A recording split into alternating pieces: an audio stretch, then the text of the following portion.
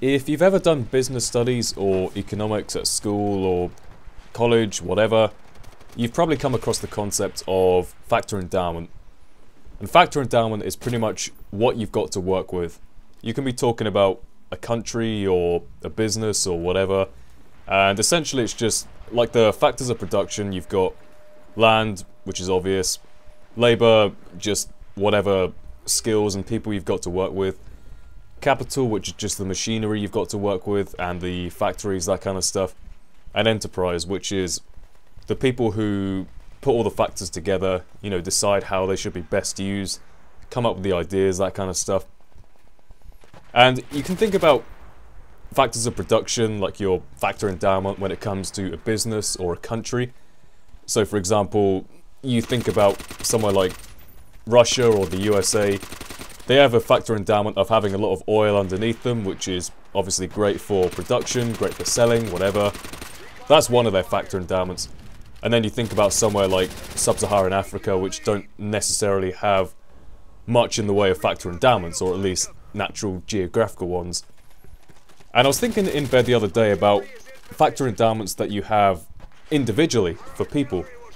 And again, this is one of those times where I'm lying in bed, I drank an energy drink just before bed, which is the stupidest idea ever. Don't ever try that. Doesn't work.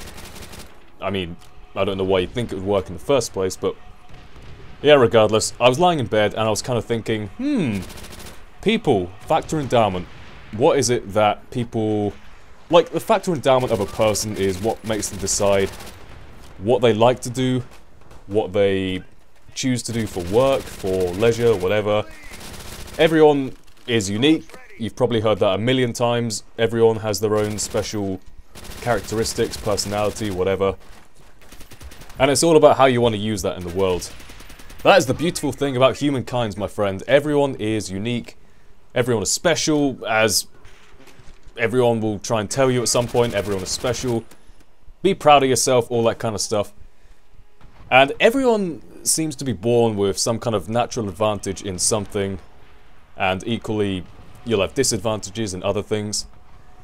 And I always say it's important to recognize within yourself what are your main advantages and disadvantages in terms of, you know, what you're physically and mentally capable of.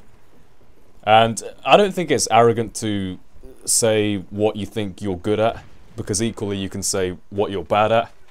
And the point is, you want to focus on what you're good at and use it to, well, let's be honest, make money. That's what you probably want to do in life.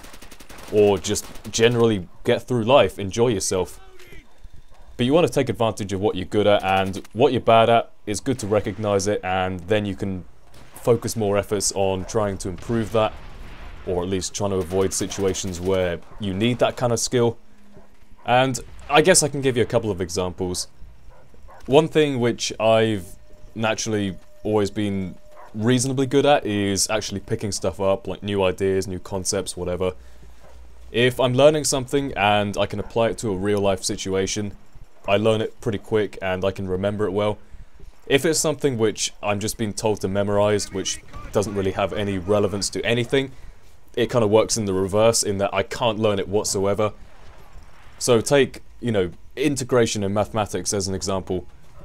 When you talk about integration of a curve, like you can have some curve function, whatever, and when you integrate it, you work out the area underneath that curve, like relative to the axes you're working on. And when you talk about just doing a curve, and they say, oh, you've got to integrate between here and here, and that's how you get the area underneath, right? And when I was first told that idea, it didn't make any sense to me whatsoever, because I couldn't see any real-life application. And then as soon as I was told that you can use it to work out real things, like you could say, I don't know, a tunnel, like being built under a mountain. If the tunnel was mapped via a curve, like, I don't know, minus x squared or something, you can work out the area of land you need to dig out to actually make that curve. And as soon as you apply it to a real life situation, that's how I remember stuff. That's just the easy way for me to learn, I guess. And of course, the flip side of the coin is that everyone has stuff which they are inherently terrible at. Like, I, for example, cannot sing at all. to save my life. If someone pointed a gun at me and said, I would like you to sing this song in tune all the way through, I'd be dead. I can't sing for life. And the point is, everyone has these disadvantages, or think of them as like an well, okay, think about it this way. Every advantage you have a disadvantage to go with it. Like a positive and negative factor endowment, and it kind of balances out at 0. And one example I can give is my looks. My looks in general are definitely not a factor endowment of mine. That's not to say I think I look bad. I look average, I guess. I'm not really unhappy with my appearance, but the point I'm trying to make is, if I were to put no effort in whatsoever to my appearance, for a start my skin would be covered in spots still.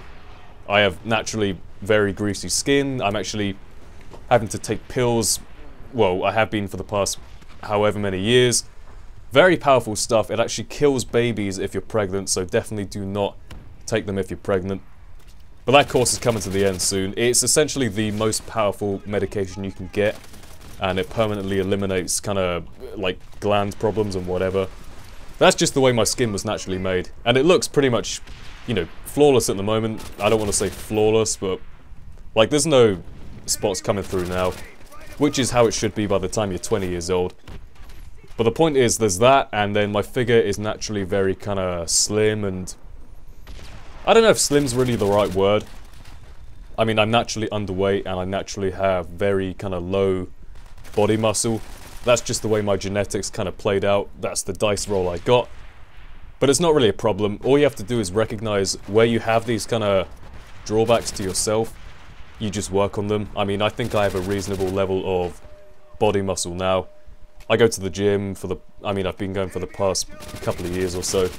And you just kind of work on it. Any disadvantage you find in yourself, you can work on it and you can find a solution, and eventually you can get back to kind of normal levels. The whole point I'm trying to make here is, wherever you have a disadvantage in yourself, or a negative factor endowment, I guess, you find it, you work on it, and you get back to the point where you're the same as everyone else, really. And where you have these advantages, where you have these endowments, that's where you work on it, that's where you exploit it, that's where you try and, I don't know, do whatever you want to do, make your money, you know, pull strings, try and get what you want in the world by using these endowments. So my question to you guys is, what do you consider to be your main factor endowment, and what do you consider to be your main negative factor endowment, really? And again, I don't consider it to be arrogance to say what it is you're good at. I mean, obviously, if you go around saying, anything you can do, I can do better, I can do anything better than you, then yeah, you're a bit arrogant. You don't rub it in people's faces to say what you're good at, whatever. But it is important to recognize in yourself what you're good at. And equally, it's not weakness to say what it is that you're bad at. I'm happy to admit the things that I am not naturally good at. For example, I am a terrible gymnast. I can't do handstands for more than about 2 seconds. That's fine, that's just the way I am. But the point is, you recognize what you're weak at and you work on it. So that's my question to you guys. What is it that you consider to be your main strength, and what is it that you consider to be your main weakness? And that would just be interesting to see what everyone's got. I mean, everyone has their own different, you know, mix of endowments, I guess. So it's pretty interesting. So, I hope you guys enjoyed the commentary. That was the patented Fat Tony setup. Copyright Pyrotoz 2007, or whenever I made it. Hope you guys enjoyed the commentary, and with that being said, I will see you all next time. Goodbye.